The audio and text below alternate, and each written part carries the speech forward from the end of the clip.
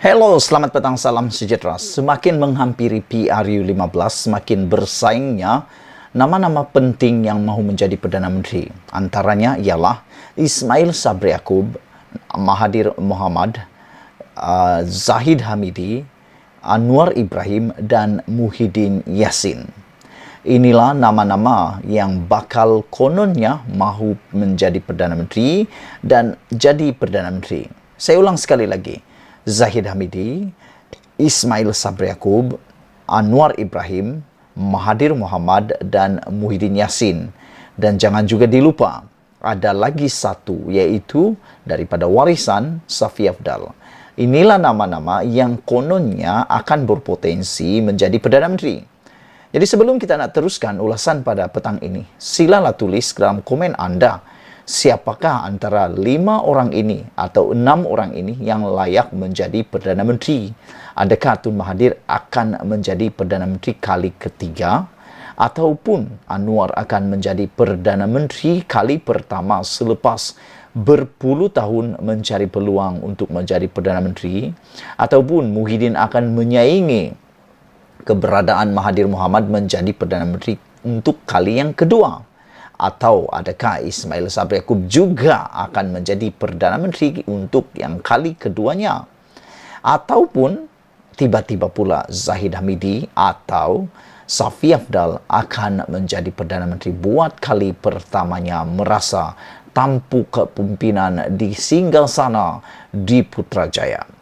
Saudara-saudara, kemarin, isu yang paling hangat apabila Tun Mahathir Mohamad sendiri mengakui bahawa beliau sanggup dikatakan sebagai menjilat ludah sendiri sekiranya ingin membuat hubungan kerjasama dengan Anwar Ibrahim. Beliau kata sekiranya terpaksa untuk mengambil langkah pertama berhubung atau membuat kerjasama untuk melakukan kerjasama dengan Anwar, Mahathir kata dia sanggup. Yang penting tujuannya ialah untuk menyelamatkan rakyat Malaysia, menyelamatkan Malaysia daripada terus disakau oleh para penyangak-penyangak, kata Tun Mahathir.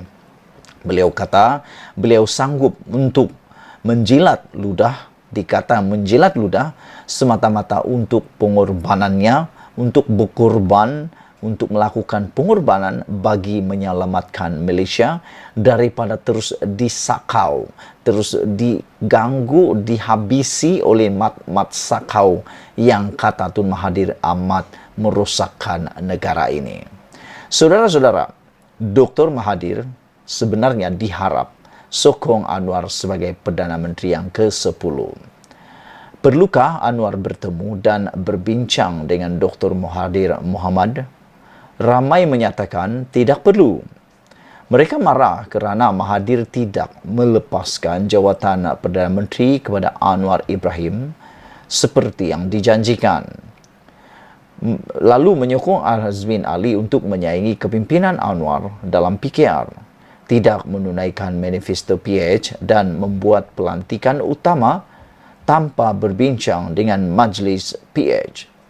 Ini termasuklah menganjurkan Kongres Maruah Melayu bersama PAS dan UMNO untuk meremehkan Anwar dan PH, meletak jawatan Perdana Menteri tanpa berbincang dengan Majlis PH sehingga membawa kepada kejatuhan PH dan banyak lagi.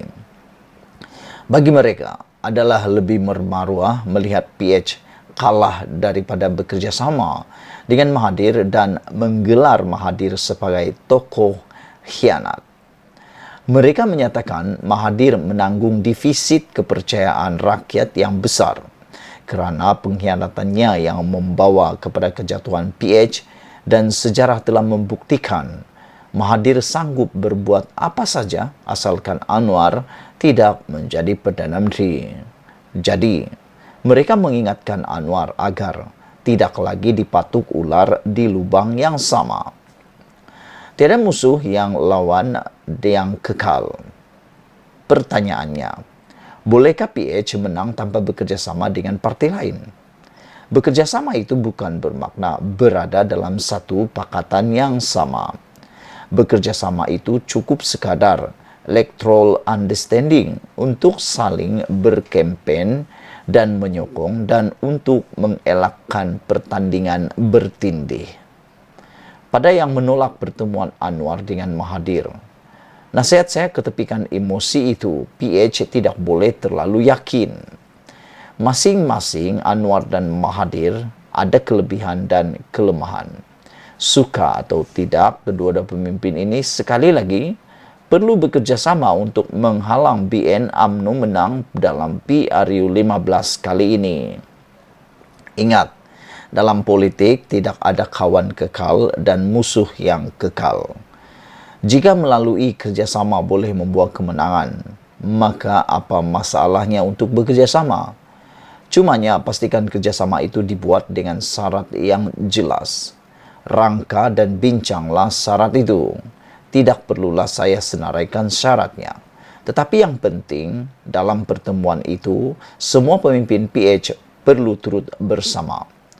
Selepas itu, buat kenyataan bersama dan bagi tahu rakyat syarat-syarat yang telah dipersetujui. Lebih baik lagi, tunjukkanlah perjanjian yang telah ditandatangani supaya rakyat boleh menjadi saksi kemudiannya. Perbincangan kerjasama ini jangan hanya terbatas dengan Mahathir sahaja. Segerakan juga pertemuan dengan MUDA, PSM, dan parti-parti yang mendukung aspirasi yang sama. Masih ada waktu untuk berbincang. Negara kita memerlukan kestabilan untuk menyelesaikan masalah ekonomi dan kesejahteraan hidup rakyat. Kemarin, ringgit kita merundum lagi. Kita terdesak memerlukan kerajaan dan pemimpin yang boleh melonjakkan kembali kemajuan negara kita yang telah banyak ketinggalan. Oleh itu, pemimpin politik janganlah keras kepala jika mahu menang pilihan raya. Berjumpa dan berbincanglah untuk merancang strategi bersama. Tanpa bekerja sama, hasrat PH untuk menang hanya satu ilusi. Sokongan terbuka Dr. Mahathir kepada Anwar. Jika mengenangkan kesilapan Mahathir selepas PRU 14 sehingga PH tumbang, saya juga bersetuju dengan pandangan supaya dia berehat dari politik. Apatah lagi mengenangkan umurnya telah berumur 97 tahun. Namun PRU 15 ini adalah pilihan penting kita untuk melihat Malaysia terus maju ke depan. Kita memerlukan pemimpin yang mempunyai kebolehan dan keupayaan. Kesediaan Mahathir untuk bertemu dan berbincang dengan Anwar, saya fikir bertolak daripada premis ini. Semoganya Mahathir boleh memberikan sokongan terbuka kepada Anwar sebagai Perdana Menteri kita yang ke-10. Sokongannya tentunya memberikan senyuman lebar kepada rakyat Malaysia yang mahukan perubahan, kemajuan dan kestabilan. Bagi saya pula, saya mahukan Anwar kerana he has the vision of leader, not a small-minded politician. Setelah beberapa kali menemu bual Anwar, saya yakin dia mampu membawa negara kita ke megah di persada antarabangsa. Oleh itu, kesediaan Anwar bertemu dengan Mahathir bagi membincangkan tentang PRU 15 ini adalah wajar dan perlu. Ditulis oleh Muhammad Agus Yusof, seorang cendekiawan dan pemerhati politik. Tulisan ini tidak semestinya mencerminkan pendirian admin dan Malaysia Kini dipetik dari Malaysia Kini. Sekian dulu untuk kali ini. Sila tinggalkan komen anda, tekan butang subscribe. Malaysia kita punya, kita jaga sama-sama, cintai Malaysiaku. Kita jumpa lagi. Bye-bye.